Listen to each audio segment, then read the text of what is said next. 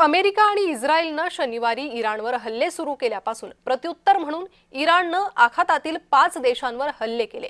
यामागे नेमकं कारण काय पाहूयात।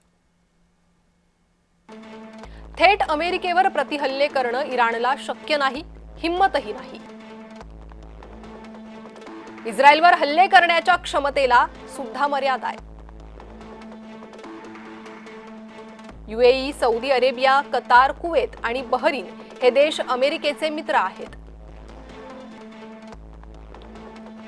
या सर्व देशांमध्ये अमेरिकेचे लष्करी तळ आहेत, जे इराणवरील हल्ल्यांसाठी वापरले जात आहेत। युद्ध थांबवण्यासाठी मित्र राष्ट्रांनी अमेरिकेवर दबाव टाकावा असा इराणचा हेतू आहे। अमेरिका या युद्धात खोलवर ओढली जावी हे आणखी एक कारण सध्या अमेरिकेची भूमिका केवळ हवाई हल्ल्यांपर्यंत मर्यादित आहे। मात्र जर ट्रम्प यांनी मित्र राष्ट्रांमध्ये अमेरिकन सैनिक उतरवले तर त्याला अमेरिकन जनतेचा विरोध होईल।